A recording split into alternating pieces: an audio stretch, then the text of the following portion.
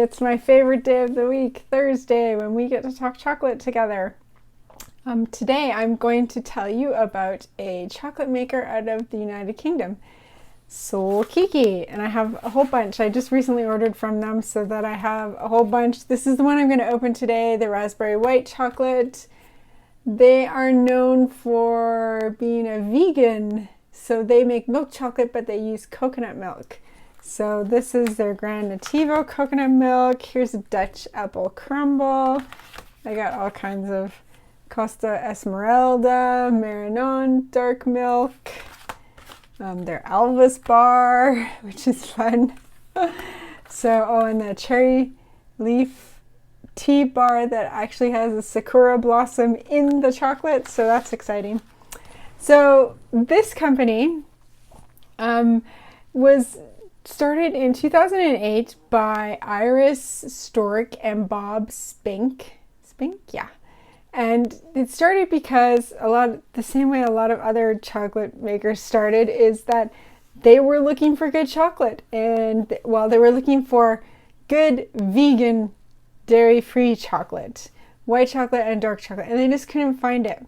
This is in 2007, so early in the craft chocolate movement, outside of larger makers. And they just couldn't find it. So they started experimenting at home. And during that time, Bob took a business trip to San Francisco, which is kind of like the birthplace of American craft chocolate. And he tasted craft chocolate for the first time. And he actually had Askinosie, which is out of Missouri, not San Francisco. So he had Askinosie chocolate, and then he had a mono chocolate, which is out of Utah, not San Francisco. So I guess craft chocolate was just easier to get in San Francisco. So in 2008, they started making nano batches, so smaller than micro, nano batches, and just selling it as a side gig. So let's back up a little bit. Let's talk Iris. She is Dutch. She has a master's in clinical psychology. Bob is, he has a bachelor's of science in human-computer interaction and a degree in business law. And he actually worked in directing and producing video games. How fun is that? He traveled all over the globe for that. And I think that's reflected a little bit in their packaging, that kind of sometimes video game feel to it, especially on their woke bar. Look that up, you'll see it kind of feels like a video game. So they lived in Montreal, Canada for a while they were experimenting, and they bought a grinder. They kind of started small, really small, nano batch, buying small machines, just doing lots of experimentation. And eventually they moved back to the UK to be closer to family and friends, and they bought an old fixer-upper cottage and fixed it up and set it up as a chocolate workshop. And they've just kind of kept with that experimentation kind of model, because they have such a range of bars that they have that are just things that you don't really, like the Elvis bar. I mean, this is banana and candied peanuts in a dark chocolate, and this cherry leaf tea bar with the sakura. Like, you just don't see the same kind of stuff, and they're experimenting with inclusions and experimenting, making vegan milk chocolates and experimenting with different origins. So they've just got this kind of mentality of experimenting and looking for the next best flavor or the next best thing. And Iris, in one of the interviews that I read, she jokes that she made palate training as part of her kids' homeschooling, and that they're brutally honest tasters. I can relate. My kids are brutally honest tasters too. So one of the ways that they adapt to all their experiment and their recipe changing is that they bought a label printer so that they can make their own labels and print them quickly and change and be nimble and kind of go on the fly. That's one of the things when you're a chocolate maker. In order to bring down the cost, you buy this huge amount of pre-made labels, and then you have to keep making that in order to use that label up. So because they have a label printer, they can change on their own. They don't have to outsource that, and it allows them to embrace their experimentation. So what else do I want to tell you?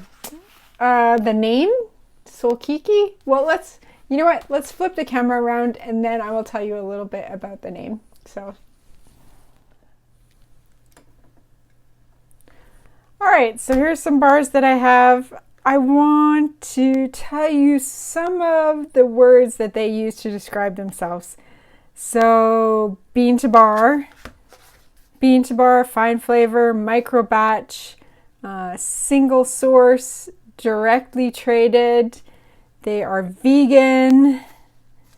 They are ethical, non-GMO, non-exploitive, low process, no herbicides, no pesticides.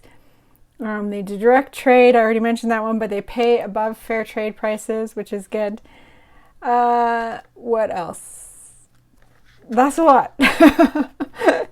So let's talk about the names. So here you've got a cross section of a cacao pod. The name comes from Sol means sun, and Kiki is a Dutch word which means like nature, because Iris is Dutch. So nature, like a life and death, kind of goddess of nature kind of thing.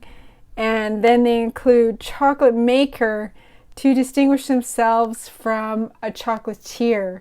So a chocolatier is someone who takes already made chocolate called couverture and melts it down and makes it into other things. Whereas a chocolate maker is the one that's taking the beans and processing the beans, grinding the beans, adding the sugar, and making chocolate. So that's the difference between a chocolate maker and a chocolatier, and that's why they include that on their packages, because they wanted to distinguish that. So I'm gonna open their white chocolate today.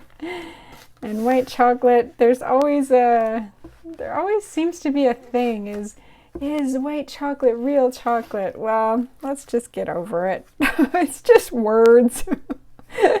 So yes, white chocolate is real chocolate if it's made with real white chocolate. So I'm going to try their raspberry white chocolate. Let's take a look at what else is on the package. Tangy sweet raspberries. So here's the bean to bar to you kind of thing. Genetics, Malagasy butter. So that Malagasy means it's from Madagascar. Organic, undeodorized, so it should still have a nice flavor to it, and the origin is Madagascar. Let's look on the back here. So Iris and Bob are making fine flavored chocolate. They add raspberries to their dairy-free white. So normally white chocolate has milk in it. So because this is dairy-free, let's look at their ingredients and see what they have in here. So they have organic, undeodorized cacao butter, organic, unrefined cane sugar, GMO-free soy, organic raspberry. I don't know what that ingredient means. If it's soy milk or if it's soy lecithin. I would guess soy milk, but I can't say for sure. So what else is on here? I got a nice expiration date. Yeah, okay. Okay, they have lots. On every wrapper that they have lots and lots printed on their wrappers. So in most of their wrappers that I've seen, they have kind of, you can make yourself tasting notes as you go along, so you could circle what you like, words that you may find that describe the chocolate. Oh, looks like they've got what kind of raspberry they were using and where it originated. And this is a list of all their other bars. They have quite a range of bars that you can try, plus all their limited edition bars and bars that are like kind of out there, but they don't make anymore. So they've got a huge range. Then up here they tell you a little bit about the best way to taste chocolate. They talk a little bit about their ethics, how they pay above fair trade prices, and that's the right thing to do. No animal products, operate in a renewable workshop, low processed, whole cocoa, not deodorized, not alkalinized, not industrialized, free from pesticides, herbicides, and GMO. So they're starting with good ingredients to get a good bar. Let's open this bar up and take a look. Ooh, I might have to use scissors.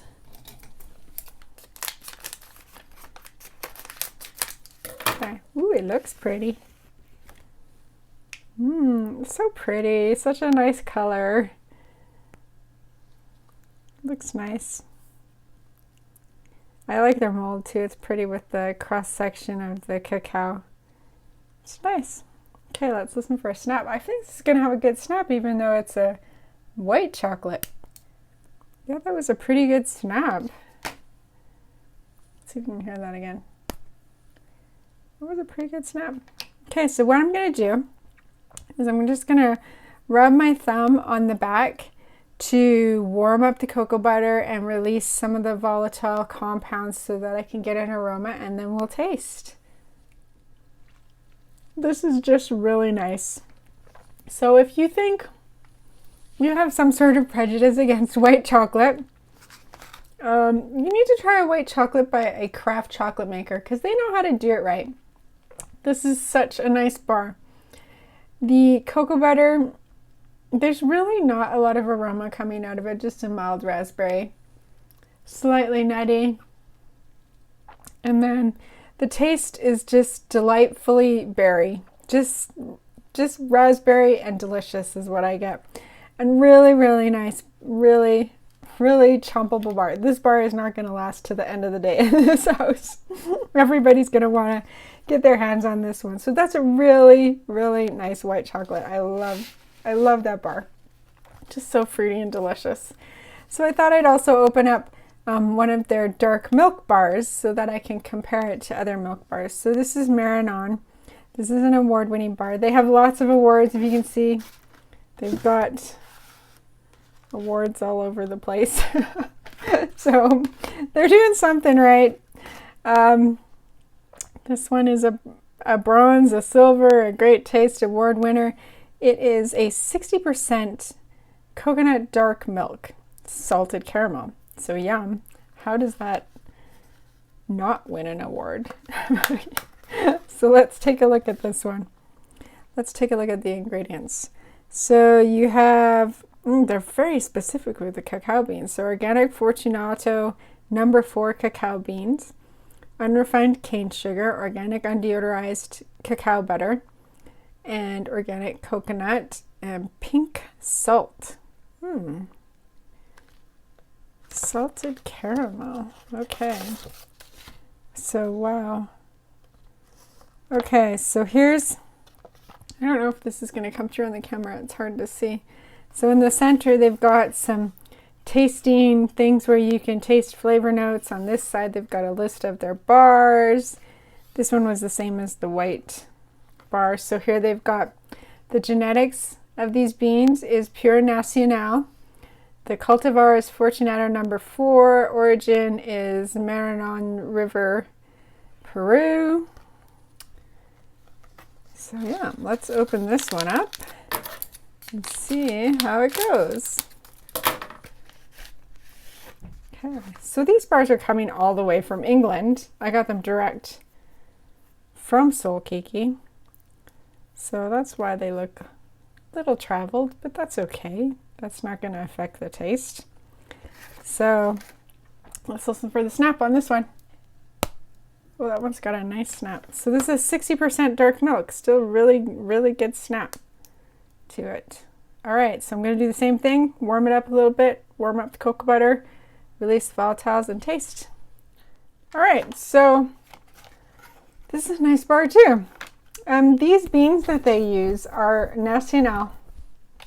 You read about them on that label here. They're rare. They are 40% white beans, so when they come raw, cacao beans can be a variety of colors between purple and white. White is often the prized kind of bean. Nacional is considered one of the earlier genetic breeds of cacao, and so this is a rare bean. Other makers do use it, but this is nice. So when I smell it, I get a nuttiness out of it, and then when I taste it, I immediately get the caramel flavor and the salt. I get almost no coconut flavor at all, which is amazing that they've hidden that because that's hard to do. Coconut is usually an overwhelming flavor, and also a little bit of walnut notes in there, walnut nuttiness in the cacao. So also a nice bar. I can see why they're winning awards all over the place. So yeah, good bar. All right, let's flip the camera around and we'll finish up. All right, so that is Solkiki chocolate. They kind of set out to make vegan chocolate, and they said they wanted to make the best vegan chocolate.